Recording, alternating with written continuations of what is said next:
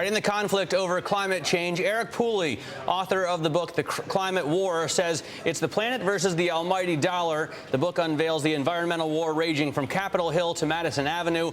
Pooley is a former White House correspondent and the deputy editor at Bloomberg BusinessWeek. The award-winning journalist joins us now to discuss the blow-by-blow political and economic battle described in his book. And Eric, thanks so much. You spent some time with us yesterday to talk about the story you wrote on BP in Bloomberg BusinessWeek, and then we didn't get to talk about the book, but I thought it would be interesting. It's one of the best sellers on Amazon.com.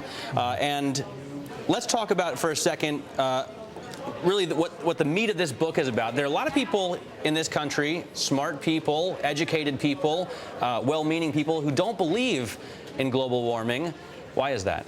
Well, a lot of, as you say, really well-intentioned folks just think it's all a hoax. And that didn't happen by accident. Now, the science of this is complicated, but there are a team of paid professionals who have spent the last 15 years sowing confusion and doubt about this, Matt.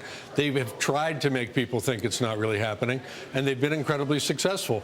Now, the environmentalists and the climate scientists have made some mistakes along the way, but just 2 weeks ago, the National Academy of Sciences put out a new report. It was completely conclusive. Climate change is happening. Man is the reason why. What I really wanted to do in this book was get to the heart of the political and economic argument over climate change. How can we reduce emissions without sending price of energy way, way up? So that's the focus. Inevitably, you get into the skeptics and the public relation campaign and all the rest of it as well. It is I wanted to write a page turner. I wanted to write a political thriller because to me this is thrilling. Trillions of dollars at stake. If the scientists are right, the fate of the planet at stake. More money and the future of our generation in the balance here. So it's kind of a thrilling read. Let me, I thought yesterday the story in BusinessWeek was great because you posed a lot of questions about BP, some of which can't really be answered so definitively. Why do you think this, and it's kind of a science where we're kind of at, just at the start of this science, environmental science, why do you think it can be so conclusively proven, so definitively true? Well, here's the thing. The physics of how gases trap heat has been understood for 100 years. One physicist told me the burden of proof is really on the skeptics to say why this wouldn't be warming the climate because we understand the science so thoroughly. Now, the impacts long-term are harder to understand, and there's a lot of debate in the scientific community about how bad it's going to get and how long it's going to take to get bad. But the basics of it warming are really not in dispute. So is there uncertainty? Yeah. There's uncertainty about whether I'm going to wreck my car, too, but I still buy insurance.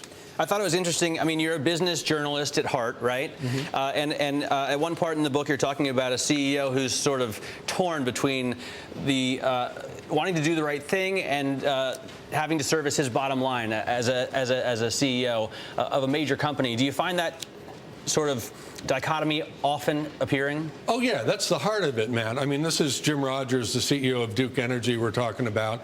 He's been a leader in the utility industry to try to move toward carbon regulation, and he's very upfront about it. He wants to serve his customers, his shareholders, the people that work for his company, and his grandchildren and great-grandchildren, and he frankly doesn't know if he's going to be able to pull it off. He's trying to do the right thing, but the numbers have to work. He can't destroy his company on the altar of climate change because his board of directors will chuck him out if he does.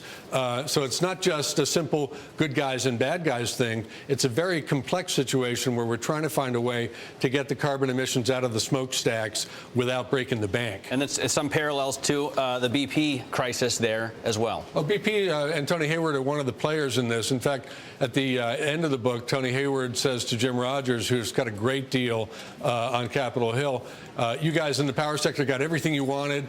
We in the petroleum sector got nothing. And Jim Rogers laughs and says, well, we had a head start because he's been working on it for 10 years. Eric, thanks so much for joining us. Eric Pooley joining us from Bloomberg BusinessWeek.